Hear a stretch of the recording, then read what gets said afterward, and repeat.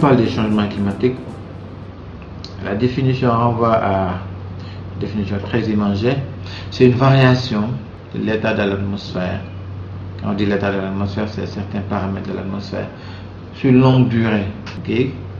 Laquelle variation peut être attribuée aux activités humaines, voilà, qui viennent s'ajouter sur la variabilité naturelle.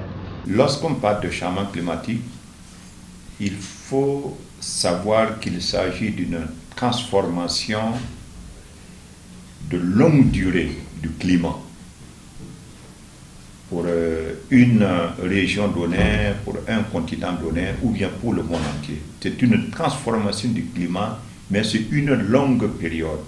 C'est l'ensemble des bouleversements vécus suite à un certain nombre de comportements, de transformations, de manifestations, voilà, qui portent atteinte au cycle normal, voilà, et au fonctionnement normal du climat. Juste un exemple, si pendant 30 ans la température et la précipitation se comportaient d'une certaine façon, 30 ans encore, les 30 ans qui suivent, et se comportent d'une autre façon, cette différence peut être attribuée au changement climatique. Ces dernières décennies, les changements climatiques se manifestent essentiellement par une augmentation progressive de l'ampleur et de l'intensité des sécheresses et des inondations, la déstabilisation des forêts, les menaces sur les ressources d'eau douce, les difficultés agricoles, la désertification, la réduction de la biodiversité, l'extension des maladies tropicales. Comment ça se manifeste les changements climatiques? On peut avoir des manifestations au niveau global et des manifestations au niveau régional. Alors au niveau global, ce qui est très évident, c'est qu'on a une augmentation de la température. C'est ce qu'on appelle le global warming. La température augmente. Et l'augmentation devient de plus en plus intense dans les dernières décennies. Okay? Donc les changements climatiques s'accélèrent. Ça, c'est une chose. Et quand ça se passe, une autre manifestation, c'est la fonte des glaces. Les glaces montagneuses ou bien les glaces qui sont sur la Terre, Groenland, Antarctica, Arctique, etc. C'est la fonte des glaces et c'est un phénomène global puisque ça aussi peut entraîner une autre manifestation qu'on appelle la montée des eaux, la montée du niveau de la mer. Donc ça, c'est des manifestations au niveau global. Les manifestations du changement climatique, ici nous les connaissons à travers les sécheresses et les inondations. Et aujourd'hui, il est prouvé que le phénomène de la désertification résulte du dérèglement du climat. Au niveau régional, il y en a d'autres. On a, par exemple, en Afrique de l'Ouest, la variété des précipitations est très forte. Mais récemment, on a vu que, en fait, dans les dernières décennies, les précipitations commencent à augmenter. Mais ce qui est constant, c'est que la forte variabilité est là. Et ça, c'est dû au changement climatique. Il y a des pauses entre deux événements pluvieux qui sont devenus de plus en plus larges. L'augmentation de la température terrestre, il y a la variation des saisons, il y a comme manifestation probante les fortes sécheresses, voilà, les fortes précipitations. On assiste de plus en plus à des pluies torrentielles. Je constate que la pluviométrie a beaucoup diminué. Il y a 3-4 décennies avant, nous avions des pluviométries assez excessives, 1000-1200 mm de pluie. Aujourd'hui, nous avions des pluviométries qui sont de la moyenne de 600-500 mm de pluie souvent. Et en plus de cela, non seulement elles diminuent, mais elles sont mal réparties dans le temps et dans l'espace. Une autre manifestation au niveau régional et qui est très important pour les cultures, pour l'agriculture, c'est le fait que le début de la saison est un peu décalé. Ça veut dire que ça vient un peu tard et la fin de la saison vient un peu tôt. Donc ce qui fait que les plantes n'auront pas le temps de germer. Vous prenez l'exemple de l'installation de la période hivernale cette année. C'est la première fois que moi je vois un tel retard accusé au niveau des semis.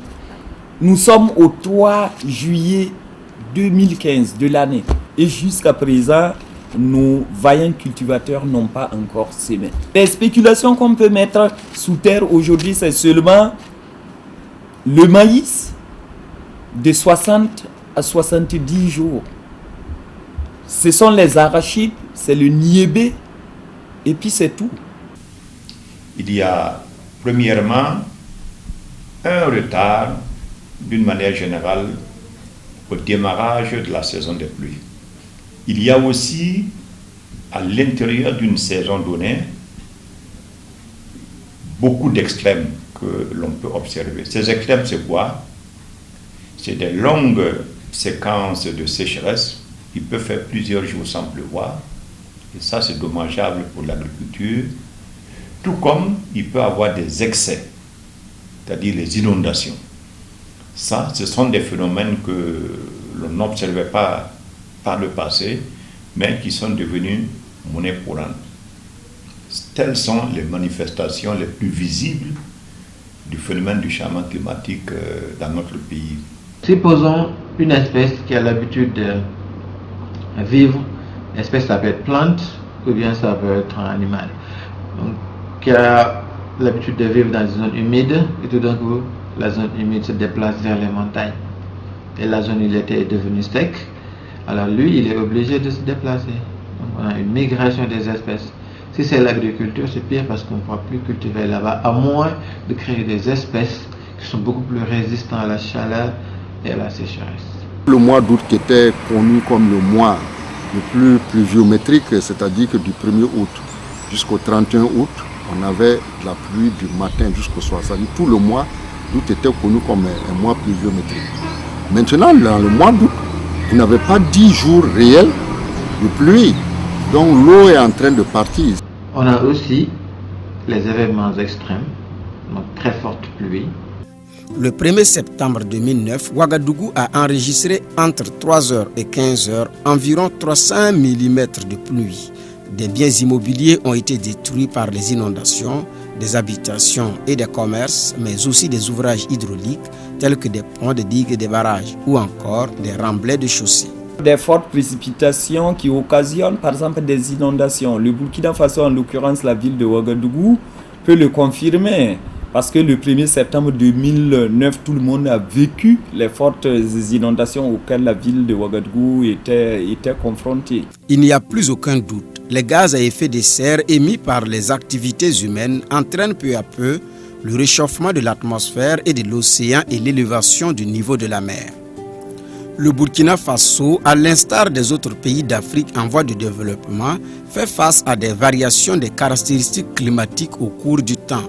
Réchauffement ou refroidissement. Des changements inéluctables vont toucher les paysages, la biodiversité, la production de nourriture, la santé, l'économie et la société dans son ensemble. Quels sont les facteurs maintenant qui contribuent à ce changement climatique? Contribuent de façon négative, parce qu'il y a des facteurs qui contribuent de façon positive. Les facteurs qui contribuent de façon négative, le premier facteur est les gaz à effet de serre. Et quand on parle des gaz à effet de serre, ce sont ces gaz-là qui laissent passer le rayonnement solaire, mais qui captent les rayonnements terrestres. Si on prend le cas du Burkina Faso, on peut dire que ce n'est pas un pays qui émet beaucoup de gaz carbonique, parce que nous n'avons pas de grosses industries au Burkina Faso. Cependant, nous avons dans notre pays des pratiques agricoles qui favorisent le changement climatique. Bon, lorsque on pratique ce qu'on appelle l'agriculture itinérante, on défriche de grandes superficies pour implanter des champs et au bout de quelques années d'exploitation, on se déplace pour créer encore de nouveaux champs. Ça, ce sont de mauvaises pratiques agricoles. Mais il y a aussi des causes dont on parle peu, c'est la destruction des puits de carbone. Je veux parler des forêts, mais aussi de tout ce qui est perte en terre. Parce que les sols sont d'assez bons réservoirs de carbone. Et à chaque fois que l'on laisse les terres se perdre, c'est autant de carbone, d'une part, que l'on libère, et d'autre part, c'est autant de carbone qu'on empêche à la nature de séquestrer. C'est aussi des activités comme les feux de brousse, la déforestation. Parce que tous ces phénomènes laissent s'échapper le gaz carbonique, alors qu'on devrait tout faire pour séquestrer le gaz carbonique à travers des activités inverses. On a aussi la déforestation. Il y a aussi une chose qui agit de façon positive sur le climat, c'est les aérosols. Donc, IPCC l'a dit, le GIEC, Groupe international d'experts sur le changement climatique, si ce n'était pas les aérosols, on aurait vécu un réchauffement beaucoup plus critique. Donc, les aérosols contribuent de façon positive, sauf qu'ils ne peuvent pas contrer les gaz à effet de serre, parce que les gaz à effet de serre durent pendant des centaines d'années dans l'atmosphère, alors que les aérosols, c'est quelques mois ou quelques années. Il s'agit d'une combinaison de nombreux facteurs. Plusieurs actions menées par l'homme sont ou peuvent être des causes du changement climatique, tels les feux de brousse, la divagation des animaux, les déchets plastiques, la coupe abusive de bois, l'industrie, la consommation de carburant pour les engins, les moyens de déplacement. Au cours des dernières décennies, le Burkina Faso, pays du Sahel, a fait face à un enchaînement d'événements climatiques extrêmes d'une ampleur et d'une rapidité sans précédent. L'analyse de l'évolution du climat dans notre pays montre que, en remontant à 1950, de 1950 à 1970, on peut dire que ça correspond à une période humide. Il pleuvait abondamment et on connaissait très peu de séquences de sécheresse. À partir de 1970 et ce jusqu'en 1990, c'est le phénomène inverse qui s'est produit. La tendance générale était à la baisse de la pluviométrie. On peut penser notamment aux périodes de sécheresse des 3 dernières décennies, dont les années les plus touchées furent 1973-74 et 1983-84, et qui ont grandement affecté les écosystèmes ainsi que les systèmes de production burkinabais. Le changement climatique provoque de nombreuses catastrophes naturelles, impacte nos écosystèmes et pourrait entraîner de nombreux bouleversements à l'échelle planétaire. On peut dire que les émissions du gaz carbonique, ça a pour origine l'activité économique et ça se passe en grande partie dans les pays industrialisés. Mais comme vous le savez, le climat est quelque chose de mondial. Ce qui fait que lorsqu'il y a une perturbation quelque part, ça se répercute sur le monde entier. C'est ainsi que les pays industrialisés émettent beaucoup de gaz carbonique, donc perturbent le climat, et nous, en tant que pays sahéliens, nous sommes les victimes. Les changements pluviométriques, les hausses de température, l'augmentation de la vitesse des vents et la désertification représentent d'énormes contraintes climatiques sur le système burkinabé. Les catastrophes naturelles liées au climat, comme les inondations, la sécheresse, les incendies de forêt risquent de s'intensifier, fragilisant encore plus les populations devant y faire face. Ceci pourrait être un frein au développement de nombreux pays. Mais ce dont on est sûr, c'est que les températures vont augmenter davantage si rien n'est fait. On prévoit une augmentation de température de 2 à 6 degrés Celsius, 5,5 comme ça.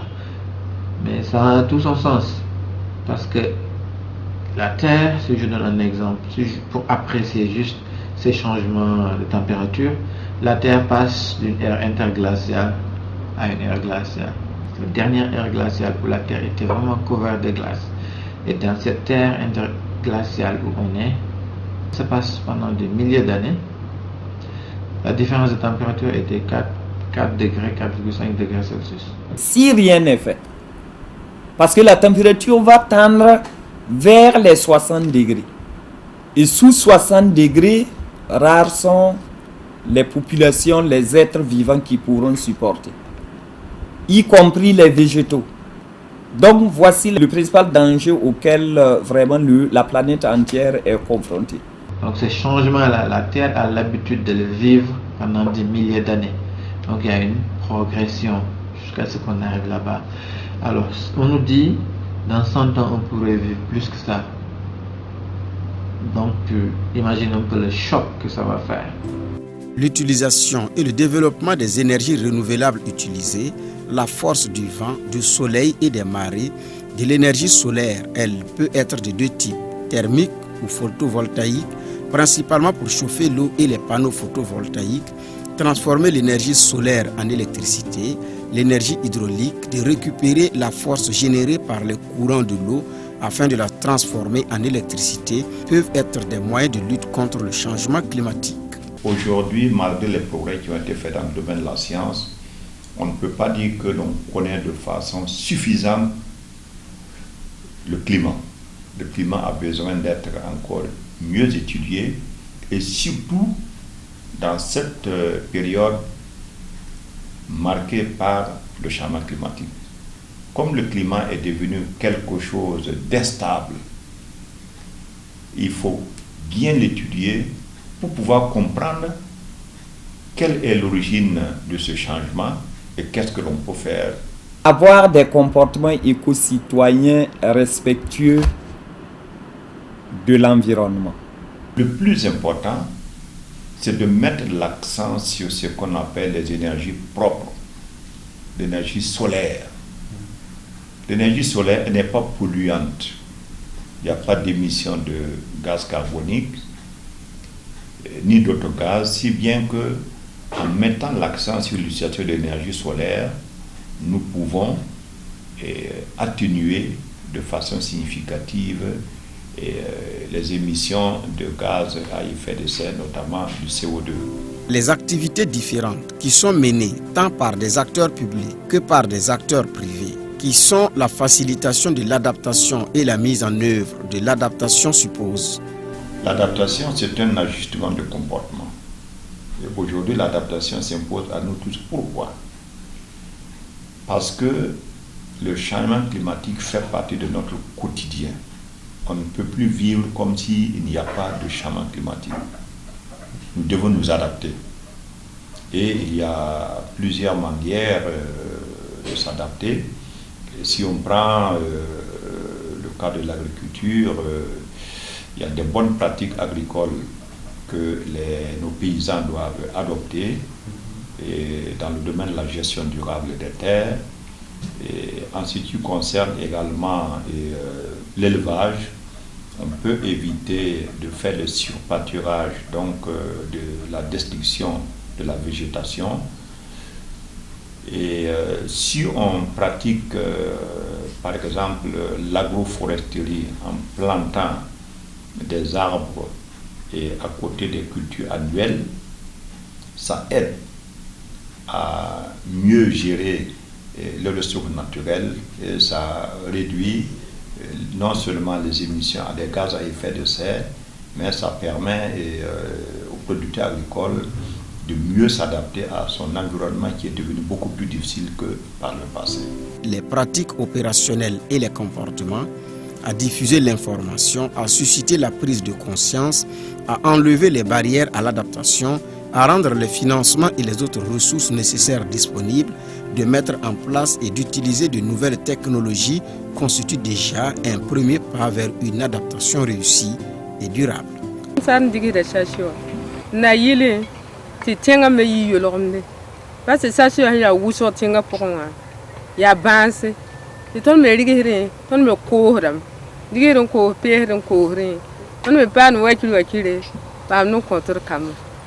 Parce que ya wusoro ya rigar wusoro ya ba wuro ti ne ba bere ti namarwa me mana tinga na yineringa ha yinere ya fanere tunu ko da sase wa sira tinga ya rigar tunu me gete tunu me ngu kuda ha tunu me hasaru ngu kuro to bilibilu baba tar nyor me tunu pam na bilibilu hun ko to kamatibility ti tinga me mana de ya li ngine tunu me yino ko sase le ma ti ran kali na ka nyor la tunu ko de tunu dam ti tinga mana. On puisse quand même définir des politiques environnementales ou hydrauliques assez fortes, de sorte que tout ce qui est en rapport avec les changements climatiques, comme les coupes abusives du bois, les feux de brousse, ça il faut vraiment que les politiques soient fortes en la matière. Il y a un laxisme qui est là dans ce domaine. L'abattage des arbres, on le voit au quotidien, ça n'étonne plus les hommes. les animaux qui sont dans la nature et qui divaguent comme ça fait partie de notre lot quotidien. Plus les feux de brousse qu'on voit à longueur de journée, ça fait aussi partie de notre lot quotidien.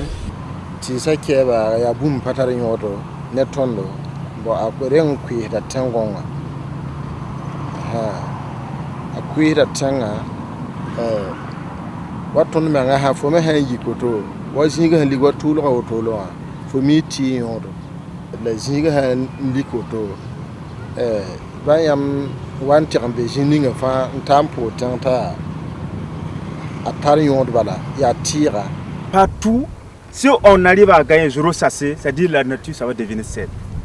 C'est pas uniquement que dans les pays, il y a la mer et quoi qu'on soit là. S'il y a le sachet aussi, bon, même s'il y a la mer, il y aura aussi la dégradation du sol. Voilà, donc ce que nous voulons seulement, nous voulons le soutien moral et physique et beaucoup de financement dans ça pour qu'on puisse aller ensemble. Tout au long de l'histoire de notre pays, celui-ci a connu des changements climatiques. Ces modifications du climat étaient toujours dues à des causes naturelles. Le changement climatique actuel est quant à lui davantage la conséquence des activités de l'homme. Il a également des impacts importants au niveau mondial, tant pour l'humanité que pour l'environnement. C'est l'homme qui est cause principale des changements climatiques. Tout ce que nous faisons, c'est beaucoup plus l'homme au Burkina quand on regarde un peu tout ce qui est en rapport avec les changements climatiques, que ce soit la coupe abusive du bois, les feux de brousse, toutes les activités qui entachent le climat sont liées au comportement des hommes. Les activités industrielles, pour prendre le cas des pays développés, mais pour prendre le cas des pays les moins avancés, à travers les mauvaises pratiques agricoles, la déforestation, et les feux de brousse, et j'en passe. L'homme est responsable des changements climatiques, cause anthropique, c'est-à-dire cause liée à l'action de l'homme. Donc, il faut dire que l'homme est en partie responsable des changements climatiques auxquels on est aujourd'hui confronté. C'est pourquoi il convient de revoir nos habitudes de consommation et revenir à des comportements plus rationnels et économes dans l'esprit de nos grands-parents. Que les gens puissent quand même avoir des comportements écologiques qui leur permettent de mieux vivre. Parce que abattre un arbre aujourd'hui, je trouve que c'est vraiment criminel. Moi, je conseillerais vivement de mettre l'accent sur l'utilisation de l'énergie solaire. Si c'est pour l'éclairage, des lampes solaires, il n'y a rien de tel. Ce qui concerne la cuisson, il y a un accent particulier à mettre sur l'utilisation du gaz butane. Mais pour cela, il faut que les pouvoirs publics continuent de subventionner le gaz butane. Ce qu'on peut ajouter, c'est la manière d'utiliser les transports. Il faut faire en sorte que véritablement le transport en commun devienne de plus en plus une réalité au Burkina Faso. Consommons avec modération. On doit consommer avec modération. Je prends l'exemple du transport. Il faut commencer à utiliser ce qu'on appelle le covoiturage. Au lieu que tout le monde, chaque matin, chacun prend son véhicule. Si on peut aller à deux, se faire déposer. Il arrive souvent que dans une cour, il y ait une dizaine de motos. Chaque matin, chacun sort avec sa moto. Alors qu'on peut se remorquer, on peut aller à deux. S'il y a un véhicule, chacun peut se laisser sa moto, sa mobilette, et puis on emprunte le véhicule. Voilà. Ça permet de réduire un peu les gaz à effet de serre que nous émettons quotidiennement dans nos différentes villes et dans nos différentes campagnes.